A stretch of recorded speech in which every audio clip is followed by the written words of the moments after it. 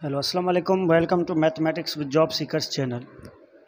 आज का जो हमारा टॉपिक है वो है बाइनरी रिलेशन। ठीक है, बाइनरी रिलेशन को स्टार्ट करने से पहले मैं आपको जो प्रीवियस जो लेक्चर हमने पढ़ा है उसमें से एक और चीज़ बताना चाहूँगा।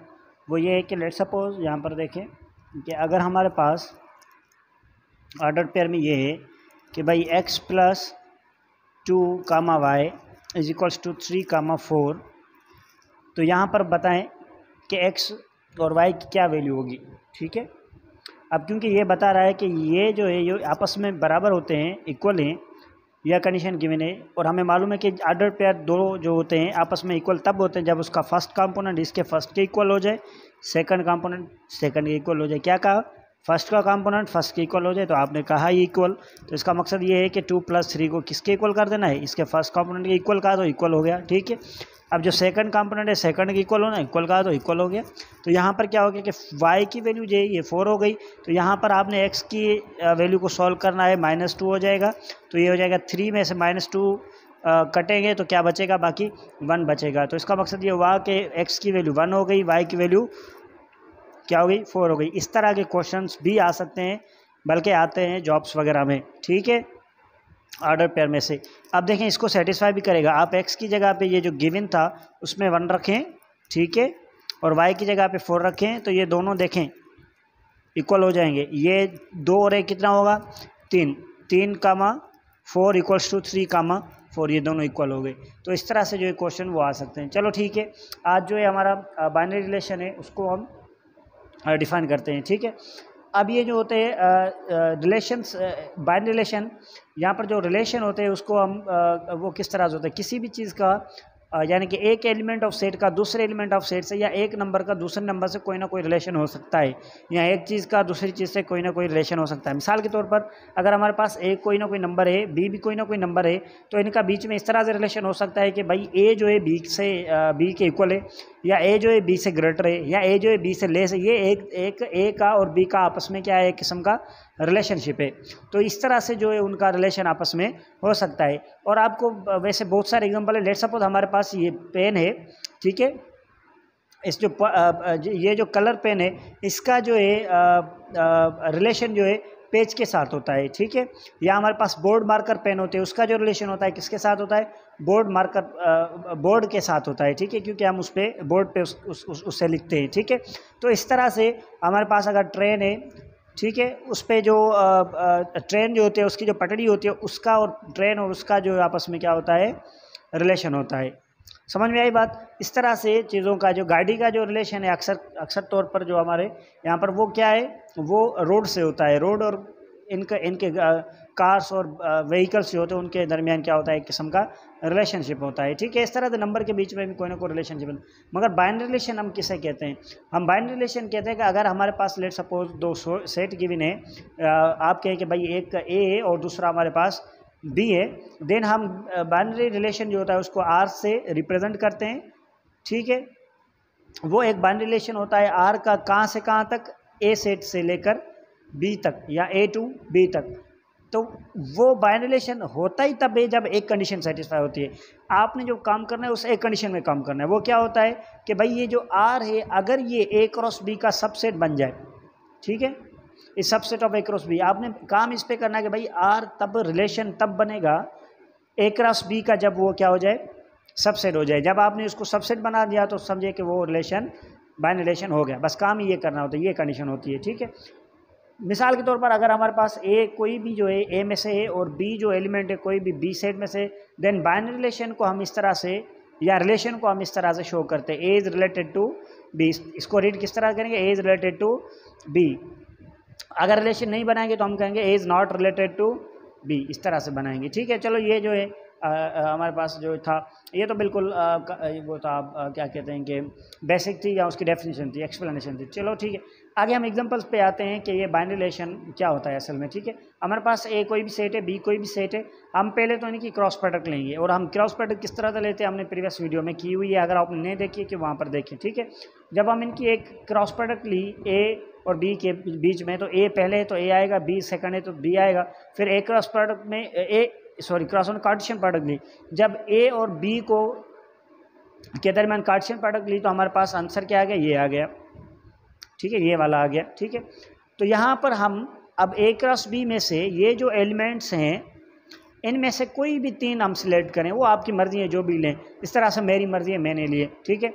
मैंने ये एलिमेंट्स लिए 1,2 और उसके बाद 2,2 और उसके बाद 3,4। ये एलिमेंट मैंने क्या किए हैं, लेट सपोज सिलेक्ट किए हैं, कहाँ से, इस ए क्रॉस बी के सेट में से। अब मैंने ए क्रॉस ये जो एलिमेंट 3 हमने लिए हैं ए क्रॉस बी में से, इसको हमने क्या कर दिया है, नाम देना है बस। इसको नाम किसका क्या दे दिया हमने, इसका नाम जो है ये जो सेट एलिमेंट्स हमने निकाले हैं ए क्रॉस बी में से लिए हैं, उसका मैंने नाम आर दे दिया। Let suppose R equals to क्या हो गया, फिर इसको सेट में बंद कर दिया, तो ये हमारे पास एक सेट बना, ठीक है। ये रिलेशन तब होगा, मैं ये कहना चाहता हूँ क्या ये रिलेशन बाइनरी है या नहीं है। ये रिलेशन तब होगा जब ये जो मैंने सेट लिया है ये ए क्रॉस बी का सबसेट हो जाए। और सबसेट किसे कहते हैं, सबसेट ये तब होगा जब इसके सारे एलिमेंट ए क्रॉस बी में मौजूद हो। तो क्या ये सारे एलिमेंट ए क्रॉस बी में मौजूद है, जी बिल्कुल ए क्रॉस बी में मौजूद है। क्यों मौजूद है, क्योंकि मैंने उठाए वहाँ से, तो इसका मकसद वो उसमें तो होने चाहिए, ठीक है। तो इसका मकसद ये हुआ 1,2 उसमें भी है, 2,2 ए क्रॉस बी में भी है, 3,4 ए क्रॉस बी में भी है। तो इसका मकसद ये जो आर हो गया ये ए क्रॉस बी का सबसेट हो गया, ये वाला जो सेट है ए क्रॉस बी का सबसेट हो गया। जब ये कंडीशन ट्रू हो जाए कि भाई आर जो है सबसेट हो जाए ए क्रॉस बी का, तब हम कहेंगे कि ये भाई आर जो है, since R is a binary relation, तो हम कह देते हैं कि भाई आर जो है बाइनरी रिलेशन है। समझ में आई बात, वेरी वेरी इजी, ठीक है। अच्छा, इसका मकसद ये हुआ कि सर फिर तो हम एक तो नहीं, इसके कई सबसेट बना सकते हैं, ठीक है। जिस तरह से हमारे पास कोई भी सेट हो उसके पॉसिबल सबसेट कितने बनते हैं, हम 2n वाला फार्मूला इस्तेमाल करते हैं। अगर आपको मालूम नहीं है कि पावर वो क्या कहते हैं सबसेट किस तरह से बनते हैं और कितने बनते हैं, तो सबसेट वाला जो हमारा लेक्चर है वो ज़रूर देखें, ठीक है। अच्छा, इसका मकसद सर ये हुआ कि जब हम ये फाइंड कर दें कि भाई कोई भी सेट है ए क्रॉस बी का सबसेट बन जाए तो वो बाइनरी रिलेशन हो जाता है। तो फिर क्या इसका तो फिर एक तो नहीं हुआ, इसके तो फिर कई जो है सबसेट होंगे। क्या वो सारे के सारे सबसेट ए क्रॉस बी के रिलेशन हो जाएंगे? हाँ बिल्कुल हो जाएंगे। अगर जितने भी आप इसके पॉसिबल सबसेट बना सकते हैं वो सारे पॉसिबल सबसेट जो ए क्रॉस बी के आप बनाएंगे या होंगे वो सारे रिलेशन होंगे। आप उसको R1 R2 R3 इस तरह से नाम देते जाएं। अच्छा, अब सवाल ये है कि भाई ए क्रॉस बी तो हमारे पास ये आ गया, ठीक है, ए क्रॉस बी तो हमारे पास ये आ गया, तो इसके पॉसिबल सबसेट्स कितने बनेंगे? इन अदर वर्ड्स के इतर के इसके पॉसिबल रिलेशंस बाइनरी रिलेशंस कितने बनेंगे, क्योंकि बाइनरी रिलेशन होते ही उसके सबसेट है। तो इसके जो पॉसिबल बाइनरी रिलेशन बनेंगे उतने बनेंगे जितने इसके सबसेट बनेंगे। और इसके पॉसिबल सबसेट कितने बनेंगे वो हम 2n वाला फार्मूला अप्लाई करते हैं, सबसेट का फार्मूला अप्लाई करते हैं। यहाँ पर n की जगह पे रखेंगे कि इसमें नंबर ऑफ़ एलिमेंट कितने। आप देखेंगे ए क्रॉस बी में नंबर ऑफ़ एलिमेंट कितने, 1 2 3 4 5 6, इसमें नंबर ऑफ़ एलिमेंट 6 है, तो यहाँ पर आप 6 n की जगह पे रखेंगे। जब आप इसको सॉल्व करेंगे तो 3 टाइम्स 2 को करेंगे 8, 3 टाइम्स 2 को करेंगे तो 8 8 8 को आप मल्टीप्लाई कर देंगे तो 8 8s are 64। तो इसके टोटल जो बाइनरी रिलेशंस बनेंगे ए क्रॉस बी के वो 64 बनेंगे। हम तो बना ही नहीं सकते, इतने कौन बनाएगा, ठीक है, मगर बनेंगे कितने, 64 बनेंगे। तो ये बात जहन में रखें कि इस तरह से क्वेश्चंस आ सकते हैं और देते हैं भाई। अगर हमारे पास ए क्रॉस बी है उसके नंबर ऑफ़ एलिमेंट 6 हैं, ए क्रॉस बी है उसके नंबर ऑफ़ एलिमेंट 6 हैं, तो उसके पॉसिबल बाइनरी रिलेशंस कितने बनेंगे, 64 बनेंगे, ठीक है। इस तरह से जो number of A cross B के जो एलिमेंट कितने आएंगे वो डिपेंड करता है कि ए के कितने एलिमेंट है और बी सेट में कितने एलिमेंट है। लेट सपोज यहाँ पर ए के एलिमेंट 3 थे, बी के एलिमेंट 2 थे, तो यहाँ पर नंबर ऑफ़ एलिमेंट 3, यहाँ पर नंबर ऑफ़ एलिमेंट 2, 2 को 3 से मल्टीप्लाई किया कितने आ गए, 6 आ गए। तो इसका मतलब नंबर ऑफ़ एलिमेंट जितने इसमें थे, जितने इसमें थे, उन दोनों को मल्टीप्लाई किया तो 6 आ गया, वो ही हो गया नंबर ऑफ़ एलिमेंट जो ए क्रॉस बी में उसके इक्वल, ठीक है। तो यहाँ से फिर हमने ये फाइंड कर दिया कि भाई जो बाइनरी रिलेशन है वो पॉसिबल कितने बनेंगे, जितने इसके सबसेट बनेंगे।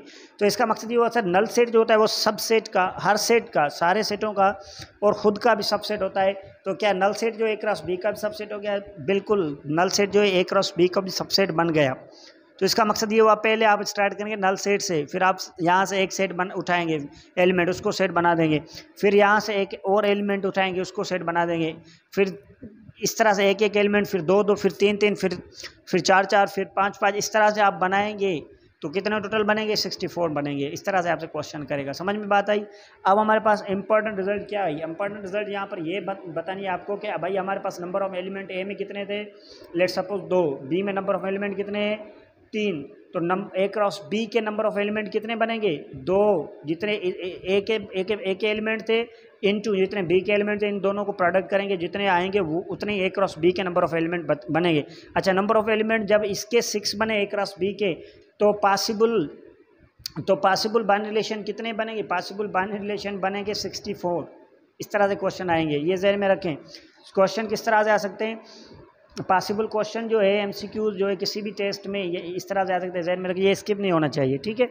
लेट सपोज अब अगर आपसे पूछे भाई if number of element in A are let suppose 3 and number of element in B are 3, ठीक है, तो आप बताएं कि ए क्रॉस बी जो बनेगा, ए क्रॉस बी जो बनेगा उसके पॉसिबल, सॉरी ए क्रॉस बी को छोड़ दें, यहाँ पर कोई ज़रूरत नहीं है। तो आपसे ये पूछा पॉसिबल बाइनरी रिलेशंस कितने बनेंगे, पॉसिबल बाइनरी रिलेशन कितने बनेंगे किसके, ए क्रॉस बी के। इस तरह से क्वेश्चन आ सकता है, ए क्रॉस बी के पॉसिबल बाइनरी रिलेशन कितने बनेंगे, तो आप बताएं कितने बनेंगे। पॉसिबल बाइनरी रिलेशन के पॉसिबल बाइनरी रिलेशन उतने बनते हैं जितने ए क्रॉस बी के सबसेट बनते हैं। अब ए क्रॉस बी के सबसेट कितने बनेंगे हमें क्या मालूम, हमें तब मालूम पड़ेगा जब ए क्रॉस बी के नंबर ऑफ एलिमेंट पता हो, तो हम 2 पावर n में अप्लाई कर देंगे, ठीक है। तो वो हमें ए क्रॉस बी के नंबर ऑफ एलिमेंट यहाँ से मालूम होते हैं, क्योंकि number of element A cross B के उतने ही होते हैं जितने इसमें, और जितने इसमें एलिमेंट हैं उनकी प्रोडक्ट के इक्वल हो जाते हैं 9। तो इसका मकसद ये हुआ कि number of element A cross B कितने हुए, 9 हुए। जब number of element in A cross B 9 हो गए तो बाइनरी रिलेशन कितने बनेंगे, जो ए क्रॉस बी के पॉसिबल सबसेट बनेंगे उतने बनेंगे। ए क्रॉस बी के पॉसिबल सबसेट कितने बनेंगे, 2 पावर n लगा देंगे। सबसेट फाइंड करने का फार्मूला जो 2 पावर n है, ठीक है। 2 power n number of element है, यहाँ पर कितने ए क्रॉस बी के नंबर ऑफ एलिमेंट बन रहे हैं 9, तो यहाँ पर 9 लगा देंगे। तो फिर आपको इसको 9 टाइम्स मल्टीप्लाई करना है, जितने रिजल्ट आए वही इसका पॉसिबल बाइनरी रिलेशन बनेंगे। ये नहीं कहेगा कि भाई बना के दें, कौन कौन से बनेंगे, इतने कौन बनाएगा, ठीक है। ना ही वो आपको एमसीक्यूज में इस तरह से पूछेगा, किसी भी टेस्ट में आपको इस तरह से पूछेगा जिस तरह से मैंने बता दिया है, ठीक है। इससे बाहर नहीं आएगा इंशाल्लाह, ठीक है।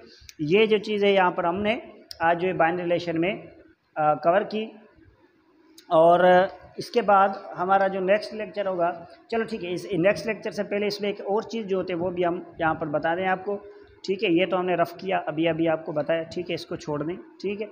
यहाँ पर आए, अब होता है डोमेन और रेंज का कंसेप्ट होता है, ठीक है। डोमेन क्या होती है, आपने जो रिलेशन बनाया ना, यानी कि सबसेट जो हुआ ए क्रॉस बी का, वो उसमें से आपने सेट लिया, तो वो जो बनाया रिलेशन होता है, कोई भी जो रिलेशन है उसके जो फर्स्ट एलिमेंट होंगे, जिसे हम फर्स्ट कंपोनेंट होंगे किसी भी ऑर्डर्ड पेयर के, उनका जो सेट बनेगा वो डोमेन होगा। जो सेकंड कंपोनेंट होता है ऑर्डर पेयर का, उसमें से जो सेट बनेगा उसको हम रेंज कहते हैं।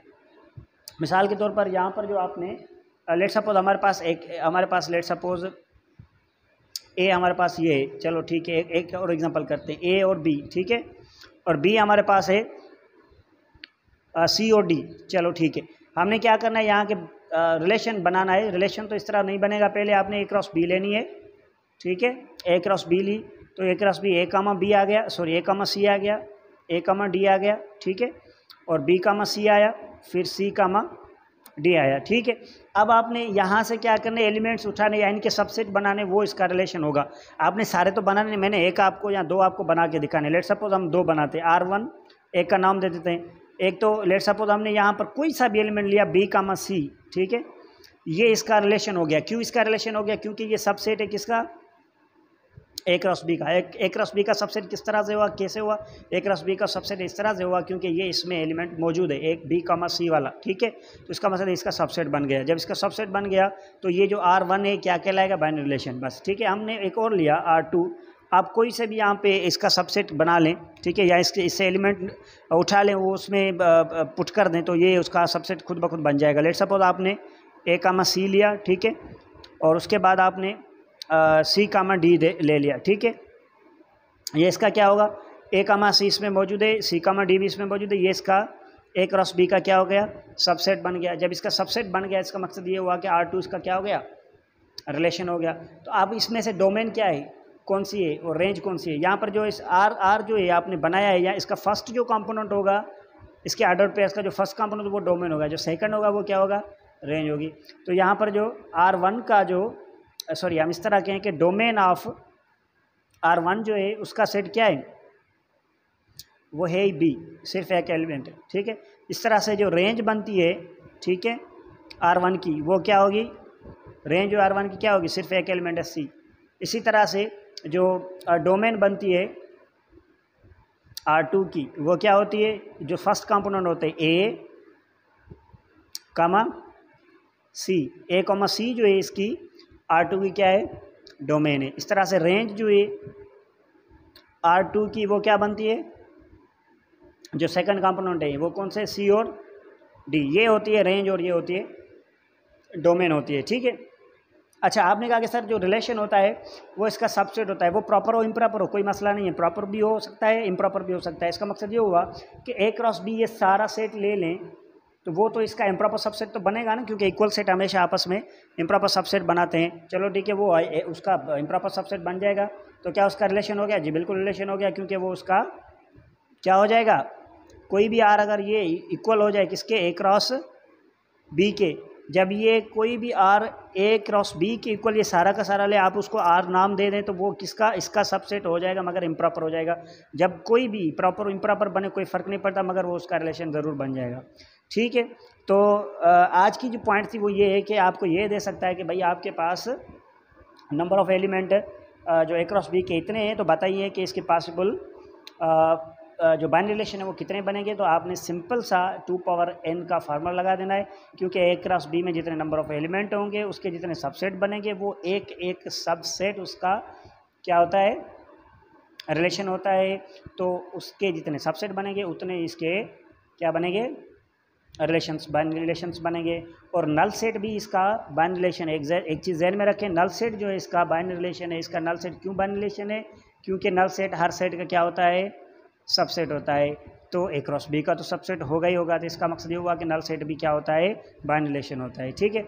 आज की वीडियो हम यहाँ पर एंड करते हैं, और अल्हम्दुलिल्लाह आज का जो हमारा ये जो सेट का टॉपिक है हम यहाँ पर एंड करते हैं। फंक्शन की तरफ जाने की कोई ज़रूरत नहीं है, क्यों उसमें हम नहीं जाएंगे, ठीक है। हमने ए क्रॉस बी तक हमने लिया है, ठीक है। और इसके बाद हमने जो लास्ट में जो भी स्टार्टिंग से लेकर अभी तक जो पढ़े सेट सारा, उसमें से एमसीक्यूज़ निकालेंगे, उस एमसीक्यूज़ को थोड़ा सॉल्व करने की कोशिश